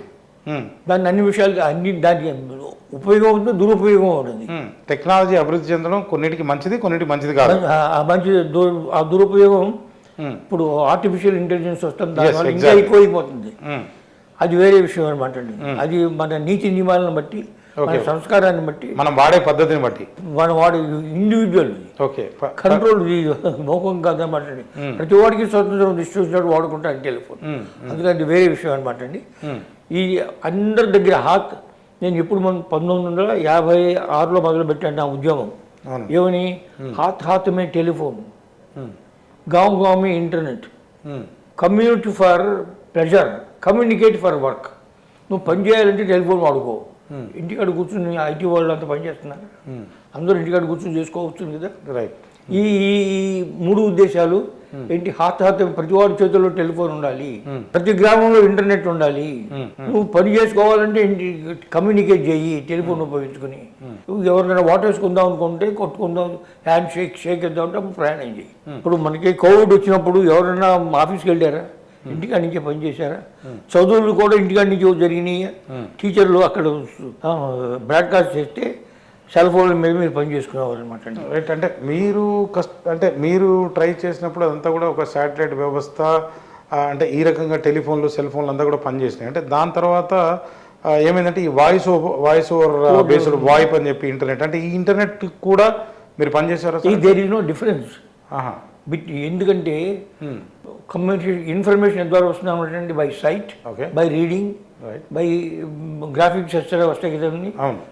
అన్నీ కూడా ఎలక్ట్రానిఫై అయిపోయినాయి. అన్నిటినీ ఎలక్ట్రానిఫై చేసాం అనమాట అండి. ఇంత టెలిఫోన్లో పెట్టుకుని దాని దృష్టి నా ఫోటో వెళ్ళిపోతుంది, నేను రాసిన వెళ్ళిపోతుంది, అన్నీ వెళ్ళిపోతాయి కదండి. కరెక్ట్. సో ఇది ఎంటైర్లీ చేంజ్ అనమాట. ఇది ఇన్ఫర్మేషన్ అనేదాన్ని అంటే your sight, your voice, your writing, everything is electronified. Everything is electronified. దాన్ని ఒక చోటు నుంచి రెండో చోటుకి వెళ్ళాలి. మన సామాన్లు రైలు ద్వారా పంపిస్తాం, రోడ్డు ద్వారా పంపిస్తాం, విమానం ద్వారా పంపిస్తాం, సీ వేవ్స్ ద్వారా పంపిస్తాం. అదేవిధంగా మన ఇన్ఫర్మేషన్ని పుస్తకంలో ఉన్నది అన్ని మనం మాట్లాడేది కదా, అంతా మన సైట్ కూడా ఇన్ఫర్మేషన్ కదా. కరెక్ట్. దాన్ని ఎలక్ట్రానిఫై చేసి శాటిలైట్ ద్వారా పంపిద్దాం, రేడియో ద్వారా పంపిద్దాం, అండర్ సీ దాని దగ్గర కేబుల్స్ ఉన్నాయి. మా అన్ని ఖండాలు కూడాను సముద్రాల కింద కేబుల్స్ వేసాం. సముద్రాల కింద కేబుల్స్ ఉన్నాయి, అంతరిక్షంలో శాటిలైట్ ఉంది, భూమి మీద టవర్లు ఉన్నాయి. ఇన్ని విధాలుగా ఏ విధంగా అయితే సామాను అంటే పదార్థాన్ని రైలు ద్వారా పంపించవచ్చు, విమానం ద్వారా పంపించవచ్చు, రోడ్ ద్వారా పంపించవచ్చు, సముద్రం ద్వారా పంపించవచ్చు. అదేవిధంగా ఇన్ఫర్మేషన్ ని ఎలక్ట్రానిఫై చేసేసి శాటిలైట్ ద్వారా పంపించవచ్చు, సముద్ర గర్భంలో కేబుల్ ద్వారా పంపించవచ్చు, ఇక్కడ టవర్లో పెట్టి దీని మీద పంపించవచ్చు. అది ఏమైపోయింది అనమాట, ఇన్ఫర్మేషన్ గంట పదార్థం అయిపోయింది. ఆ పదార్థాన్ని ఏ విధంగా నిజమైన పదార్థాన్ని ఎన్ని విధాలు రోడ్ల మీద, రైలు మీద, విమానం మీద, సముద్రం మీద పంపిస్తున్నామో అదేవిధంగా మన ఇన్ఫర్మేషన్ కూడా అలాగే అన్ని విధాల్లో వెళ్ళిపోతుంది. అదే మీరు ఇండియాలో ఇంత కష్టపడి మీతో పాటు ఇంకొంతమంది కూడా కష్టపడి ఉంటారు, అందులో ప్రముఖంగా మీరైతే ఉన్నారు. కానీ దీంట్లో కూడా నాకు తెలిసినంత వరకు డాక్టర్ జయప్రకాష్ నారాయణ గారు ఒక ఇంటర్వ్యూ ఇచ్చారు నాకు. అంటే దీంట్లో కూడా ఏదో బొగ్గు స్కామ్ జరిగినట్టుగానే 2G స్కామ్ అని ఒకటి జరిగింది. అంటే దాన్ని మీరు కొంత వెలికి తీసుకొచ్చారు అంటారు. అంటే ఈ 2G స్కామ్ ఎందుకు జరిగింది? ప్రైవేట్ కంపెనీలకి ప్రభుత్వాలు ఆ బ్యాండ్ విడ్త్ ఏదైతే ఉందో దాన్ని అమ్మొచ్చు. అంటే ఎక్కడ స్కామ్ అంటే ప్రభుత్వాలన్నీ కూడా వాళ్ళ చేతిలో పెట్టుకుని ఒకరికి ఇవ్వడం జరిగిందా? ఇది ఎట్లా జరిగింది అంటారు సార్? ఇది నేచర్. ఇప్పుడు ఎప్పుడైతే నువ్వు లైసెన్స్ అంటున్నావో, లైసెన్స్ ఇచ్చేది ఎవడు? మంత్రి ఇవ్వాలి అంతే కదా. గవర్నమెంట్ ఇస్తుంది అనుకో. గవర్నమెంట్ అంటే మంత్రినా? అంటే అల్టిమేట్గా మంత్రి చెప్తే సెక్రటరీ చేసేది. ఎప్పుడైతే మంత్రి పాలిటిక్స్ కానీ ఆయనకి కావాల్సినవి మంత్రి అవ్వాలంటే ఎంపీ అవ్వాలి, ఎంపీ అవ్వాలంటే ఎలక్షన్ గెలవాలి, ఎలక్షన్ కావాలంటే కోట్లు ఖర్చు పెట్టాలి. అవును కదా. ఆ డబ్బు ఎక్కడి నుంచి వస్తుంది? ఈ కంపెనీల దగ్గర నుంచి తీసుకోవాలి. కరెక్టే సార్. నాకు అర్థం కాదు ఆ కేసులో ఏదైతే 2G స్పెక్ట్రమ్ ఏదైతే ఉందో కంపెనీకి అప్పచెప్పాలి అంటే ఏ పార్లమెంట్లో ఎక్కడో చర్చ జరిగి ఇగో ఇన్ని వేల కోట్లకి మనం ఏ కంపెనీ అయినా బిడ్ వేస్తే ఇద్దాము అనే ఉద్దేశంతో ఉంటుంది. అది ఓపెన్ బిడ్ నడుస్తుంది కదా. దీంట్లో స్కామ్ ఎట్లా జరుగుతుంది ఇప్పటిదాకా కూడా నాకు లైసెన్స్ ఇవ్వాలి. లైసెన్స్ చూడండి. ఓకే, అచ్చా. ఒక కంపెనీకి లైసెన్స్ నువ్వు ఈ టెలిఫోన్ రంగాన్ని వ్యవస్థని నువ్వు నడుపుకోవడానికి నువ్వు పెట్టుకోవడానికి ఒక లైసెన్స్ ఇవ్వాలి. అది ఓకే. సో ఆ తర్వాత ఈ 2G శాటిలైట్ నుంచి ఏదైతే ఉందో ఈ స్పేస్ బ్యాండ్ విడ్త్ ఇవ్వడం కోసం ఇప్పుడు ఈ రకంగా వాళ్ళు లాబింగ్ చేసి ఉంటారంటారు మీరు అనేది? అవునండి. ప్రతి మంత్రి కూడా డబ్బు సంపాదించాలి. అవునా కదా. అవును, ఎంపీ గెలవాలంటే ఇక డబ్బు కావాలి, పార్టీకి డబ్బులు కావాలి, అన్నిటికీ డబ్బులు కావాలి. లైసెన్స్ అని చేతిని ఆయుధం. నీ లైసెన్స్ లేకుండా నువ్వు ఏ పని చేయలేవు. ఈ లైసెన్స్ ఇచ్చేది శక్తి నీ దగ్గర ఉంది, పవరు, కాబట్టి నువ్వు డబ్బు సంపాదించను. అలాగే ఇప్పుడు గవర్నమెంట్ కంపెనీలు ఎందుకు నష్టంలో ఉంటాయి? ఇప్పుడు భారత సంచార నిగమ్కి ఇంతవరకు 70,000 కోట్ల రూపాయలు నష్టం ఉంది. ఇవాళ MTNL ఇవాళ చేసింది 8,300 కోట్ల రూపాయలు బ్యాంకులకు ఇవ్వాలి. బ్యాంకులన్నీ కూడా నాన్ పర్ఫార్మెన్స్ ఎన్పిఎస్ కింద రాసింది. అంటే మీరు చెప్పినట్టు యాక్చువల్గా ఏం జరిగిందంటే ఒక 10-15 కంపెనీలు మార్కెట్లో ఉన్నాయి. ఎయిర్టెల్ కావచ్చు, లేకపోతే రిలయన్స్ కావచ్చు, జియో కావచ్చు, ఆఖరికి సెల్వన్ అంటే మన అది ఆ సెల్వన్ అనే పేరు కూడా గుర్తులేని స్థితికి అనుకోవచ్చు. ఏమనుకోవచ్చు? ఎప్పుడైతే కాంపిటీషన్ ఉంటుందో అందరూ గెలవలేరు కదా. కరెక్ట్. అందరూ గెలవలేరు కదా. ఇప్పుడు ఐపీఎల్ లీగ్ జరుగుతుంది, క్రికెట్ అందరూ చివరికి వచ్చి ఎవరో ఒకరు గెలుస్తారు. అదేవిధంగా ఇక్కడ కూడాను 15 కంపెనీలు అన్నీ చచ్చిపోయి బడ్జెట్ ద్వారా కానీ దివాళా తీసి కానీ చివరికి మిగిలింది ప్రైవేట్ రంగంలో 3.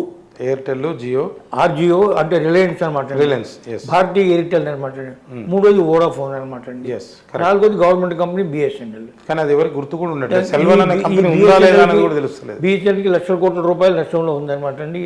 ఓకే ఇస్తాను ఇంకా ఇంకో అని. అంటే చాలా సందర్భాల్లో నాలాంటి కామన్ మ్యాన్ కూడా ఏమనుకుంటారంటే సార్, ఈ ప్రైవేట్ కంపెనీలు బాగుపడడానికి సెల్వన్ ని తొక్కేస్తున్నది ప్రభుత్వం అనేది అదే లేకపోతే సెల్వన్ దగ్గర నుంచే వాళ్ళు శాటిలైట్ కొనుక్కొని సెల్వన్ నుంచి దగ్గర నుంచే బ్యాండ్ విడుతూ కొనుక్కొని వాళ్ళ కంపెనీలు ఎట్లా నడపగలుగుతున్నారు, అదే సర్వీస్ని సెల్వన్ అనేది ఎందుకు ఇవ్వలేకపోతుందని చెప్పి హనుమాన్ చౌదరి గారు ఏం చెప్తారు దీనికి? బిఎస్ఎన్ఎల్ అంటే గవర్నమెంట్ కంపెనీ కదా. ఎగ్జాక్ట్లీ.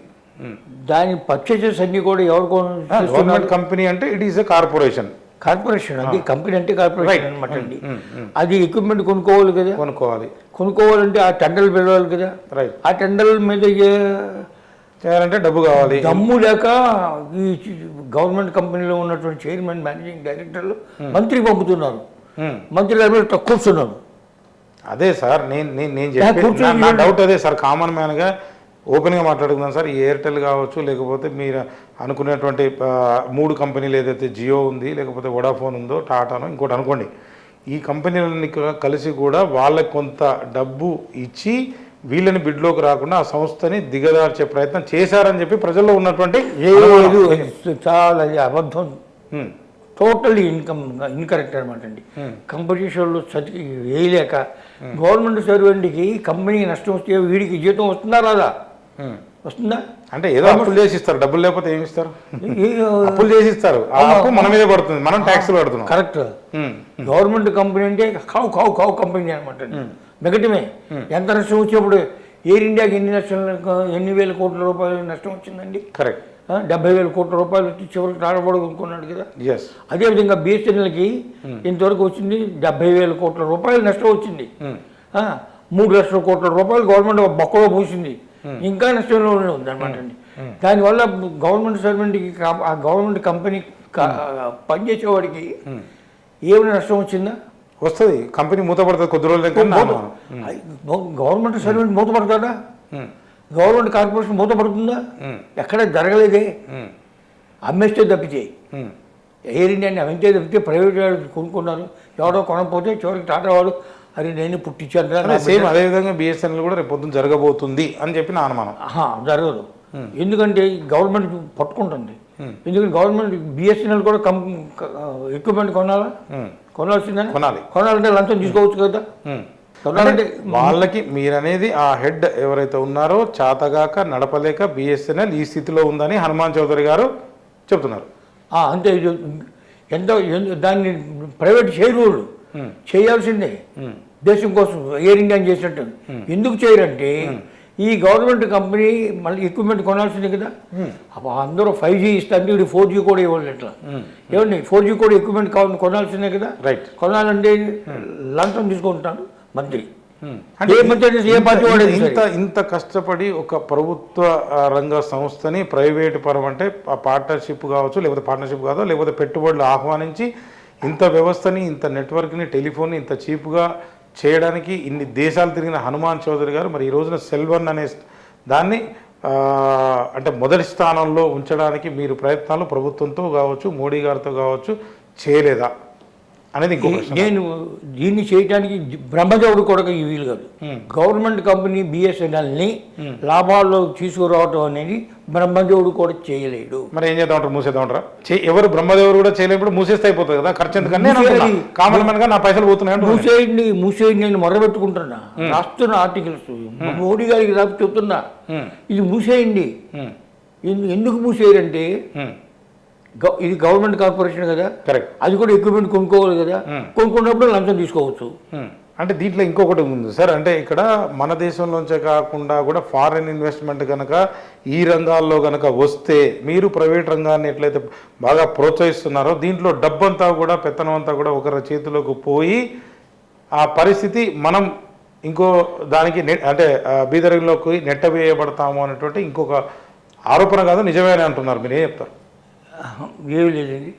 ప్రపంచంలో ఎక్కడ కూడా గవర్నమెంట్ కంపెనీ టెలిఫోన్ కంపెనీలు లేవు, ఓకే. ఎక్కడ కూడా లేవు. ఒకప్పుడు అన్ని గవర్నమెంట్ కంపెనీలే. 1984 వరకు కూడా అన్ని దేశాల్లో ఎక్సెప్ట్ అమెరికా తప్పితే అన్ని గవర్నమెంట్ కంపెనీలే. 1984 నుంచి అన్ని కూడా ప్రైవేట్ అయిపోయినాయి. అన్ని దేశాలు కూడా 2, 3, 4, 5 వచ్చి చివరికి మూడే మిగిలినాయి. చివరికి 3 మిగిలినాయి. భారతదేశంలో కూడా అన్ని పోయి చివరికి 3 మిగిలిన 3 కూడా పనికి లేకుండా వోడాఫోన్ ఉందనుకోండి. ఇప్పుడు ఆజియో లాభాలు వస్తాయి, భారతీయ ఎయిర్టెల్కి లాభాలు వస్తాయి, వోడాఫోన్కి నష్టాలు. ఆ నష్టాలన్నీ ఎవరు భరిస్తాడు? గవర్నమెంట్ భరిస్తుంది. ఇప్పుడు 49% వోడాఫోన్లో వాళ్ళు గవర్నమెంట్ డబ్బు ఇవ్వలేకపోతే గవర్నమెంట్ సార్ ఎయిర్టెల్ కూడా డబ్బులు కట్టలేకపోతుంది. ఎయిర్టెల్ కూడా అప్పుల్లోనే ఉంది. ఎయిర్టెల్ కూడా గవర్నమెంట్కి పే చేయాల్సింది చాలా ఉంది. ఏమీ లేదు, బిఫోర్ టైం కూడా పే చేసి పారేశారు. ఓకే. ఎయిర్టెల్ జియో బాగానే ఎయిర్టెల్ ఆపరేటింగ్ ఇన్ ఆఫ్రికా. 4-5 దేశాల్లో ఆఫ్రికాలో టెలికమ్యూనికేషన్ ఎయిర్టెల్ ఇస్తుంది అనమాట అండి. సర్వీసెస్ ఎవరి కోట్ల లాభాలు వస్తుంది అనమాట అండి. ఎవరి కోట్ల ఆర్జీఓకి పెద్ద 8,000 కోట్ల రూపాయలు సంవత్సరానికి, ఎవరి కోట్ల 8,000 కోట్ల రూపాయల లాభం వస్తుంది. ఒక ఇండియన్ కంపెనీ వేరే కంట్రీలో సర్వీసెస్ ఇస్తుంది. భారతీయ ఎయిర్టెల్ ఇతర దేశాల్లో కూడా వాళ్ళు అలా చేస్తుండే లాభాలు గడుస్తుంటే మనకి ఎందుకు ఉండదు? ఇది గవర్నమెంట్ కంపెనీ కాబట్టి అప్పటిదాకా ఇది ప్రైవేట్కి ఇచ్చి దాని నుంచి వచ్చినటువంటి ట్యాక్సెస్ తీసుకొని ప్రభుత్వాన్ని నడిపితే సరిపోద్ది అంటారు చౌదరి గారు. అబ్సల్యూట్లీ గవర్నమెంట్కి దొరద ఒకటి ఉంది.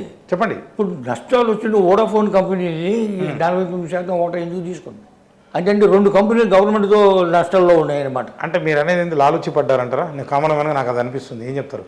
ఏమని చెప్పును అంత మాట అనమంటారా? అంటే అనమాట నేను అంటున్నా కామన్ మ్యాన్ సార్, ఓపెన్గా అంటున్నాను, నాకేం ప్రాబ్లం లేదు. I'm paying tax. ఈ కంపెనీ యువర్ ఓన్ కంక్లూషన్. నష్టపోయిన కంపెనీలు మీరు ఓటా ఎందుకు తీసుకుంటున్నారు? అదే సార్ ఆన్సర్ మీ నోటితో చెప్తే బాగుంటుంది. దాంట్లో లూప్ హోల్స్ అన్ని కూడా మీరు క్షుణ్ణంగా పరిశీలించి అప్పటి నుంచి రీసెర్చ్ చేసి దాన్ని ప్రైవేటైజేషన్ చేయాలని ఇంత చేసిన వాళ్ళు డైరెక్ట్గా చెప్పొచ్చు కదా, ఎందుకు ఈ ప్రభుత్వ సంస్థలు ఈ రకంగా చేస్తున్నాయని. తీసుకోవద్దు, రాష్ట్రం భవిష్యత్తు ఫోన్ ఇవ్వండి అని చెప్పాను నేను. వాళ్ళు పోతే పోయింది. ఈ 2 కంపెనీలు ఉన్నాయి, పోటీ ఉంది. రైట్. సో ప్రజలకైతే పోటీ పెడితే ప్రజలకు కూడా సర్వీసులు అత్యంత చౌకగా దొరుకుతాయని చౌదరి గారు అబ్సల్యూట్లీ రైట్. కానీ ఈ లాస్ కంపెనీ నడుపుతా అంటే అరే నీ కంపెనీ లాస్లోనే ఉంది కదా, మళ్ళీ లాస్లో ఉన్న ప్రైవేట్ కంపెనీలు ఎందుకు తీసుకున్నావాట? ఏమిటి దీన్ని ఏమిటి అయ్యా దీనికి అర్థం ఏంటో చెప్పండి. నేను మోడీ గారికి ఏంటి కమ్యూనికేషన్ రైట్. అంటే చివరిగా ఒకటి చౌదరి గారు చెప్పండి, చివరి ప్రశ్న. అంటే దీనికి సంబంధించి ఈ టెలిఫోన్ రంగం, ఈ విప్లవం ఏదైతే ఈ టెక్నాలజీ రంగం అభివృద్ధి చెందిందో, ఈ గ్లోబలైజేషన్ అంటే మనకి ఇప్పుడు అమెరికాతో మాట్లాడడం, లండన్తో మాట్లాడడం, ఏదైనా సౌత్ ఆఫ్రికా, ఎన్ని దేశాలతో ఈ గ్లోబలైజేషన్ రావడం వల్ల బిజినెస్ చేసుకోవడానికి, వ్యాపారాలకి చాలా ఇదైపోయింది, ఈజీగా కమ్యూనికేట్ చేయగలుగుతాం. కానీ ఇది ఈ మధ్య స్టేట్మెంట్ ట్రంప్ చూస్తే కనుక ఈ గ్లోబలైజేషన్ వల్ల చాలా నష్టాలు కలుగుతున్నాయని ఎందుకు అమెరికా భయపడుతుంది? చివరికి ఏం చెప్తారు మీరు? చైనాతో పోటీ చేయలేక వరల్డ్ ట్రేడ్ ఆర్గనైజేషన్ ఇప్పుడు ప్రారంభించారు 1995. చైనా WTO వాళ్ళు కమ్యూనిస్ట్ ఈ దేశంలో కుక్కలాగా అరిచారు, ఉండకూడదు WTO ఉండకూడదని. 2001లో చైనా WTOలో చేరింది. ఇక్కడ అరిచే కుక్కలు ఉన్నారు సార్ కమ్యూనిస్టులు, చైనా భక్తులు కాబట్టి సరేనంట అనమాట. ఇప్పుడు ఆ చైనా అమెరికా WTO తీసేస్తానంటుంది, చైనా అంటే ఉండాలంటుంది. దేనైతే నిరసించారో దానివల్ల లాభాన్ని పొంది నిరసించి ఇప్పుడు WTO ఉండాలని చైనా అంటుంది. నా ప్రకారం చైనా కూడా కమ్యూనిజమే, కానీ అది క్యాపిటలిజం వైపే వెళ్ళి అభివృద్ధి చెందిందని నాకు కూడా కొంత ఐడియా ఉంది. అది కమ్యూనిజం అంటే పేరు ఏమన్నారంటే party socialism with Chinese characteristic అన్నాడు. కమ్యూనిజం అంటల్లా వాడు పార్టీ దేశం అనే పేరు ఉంటుంది కదా, పార్టీ పేరు మార్చాల. కమ్యూనిస్ట్ పార్టీ ఆఫ్ చైనా అనే ఉన్నది. ఓకే, జస్ట్ పార్టీ మాత్రమే. సంబంధం ఉందన్నమాట. నాకు చాలా సంబంధం తెలుసు దాని గురించి. ఎందుకంటే ఎన్నిసార్లు చైనా వెళ్ళాను, వాళ్ళు యూనివర్సిటీలో లెక్చర్ కూడా ఇచ్చారు. బీజింగ్ యూనివర్సిటీలో, కమ్యూనిస్ట్ యూనివర్సిటీలో లెక్చర్ కూడా దాన్ని పిలిచారు. కాబట్టి నాకు అంతా తెలుసు అనమాట అండి. వాళ్ళు ఏమంటున్నారంటే సోషలిజం విత్ చైనీస్ క్యారెక్టరిస్టిక్స్ అంటే ప్రైవేటైజేషన్. ఎందుకు వద్దు వాళ్ళు ఏమంటున్నారు అనమాట అండి, who shall become the sole power in the world. America they will beat America. Artificial intelligence ఉందో చైనా, ఇది ఎక్కడ అమెరికా? మీరు ఏం మాట్లాడబోతున్నారు? 17th మేలో వరల్డ్ టెలికామ్ డే అది అండ్ ఇన్ఫర్మేషన్ సొసైటీ డే. ఆ రోజు నీకు ఆర్టిఫిషియల్ ఇంటెలిజెన్స్ని ఆర్టికల్ రాస్తున్నా రైట్. అదే సార్ నేను చెప్పేది, అంటే నెక్స్ట్ ఇంటర్వ్యూలో అయితే మనం అప్పటికే 5G కూడా వచ్చేసింది, దాన్ని మనం వాడుతున్నాం, నెక్స్ట్ 6G వస్తుందంటున్నారు. ఆ తర్వాత ఇప్పుడు టెస్లా కార్స్ ఏ రకంగానైతే ఇది చేశారో అదే ఎలన్ మస్క్ మరి శాటిలైట్ ఇంటర్నెట్ ఇస్తా అంటున్నారు. దాంట్లో కూడా మరి ఏం లూప్ హోల్స్ ఉన్నాయి, అది ప్రపంచానికి మంచిదేనా, దానివల్ల నష్టం జరుగుతుందా, మరి ఏతో ఏం జరగబోతుంది, దానిపైన మీరు కూడా రీసెర్చ్ చేశారు. నెక్స్ట్ ఇంటర్వ్యూలో దాని గురించి మాట్లాడేటువంటి ప్రయత్నం చేద్దాం. నమస్కారం సార్, థ్యాంక్ యూ.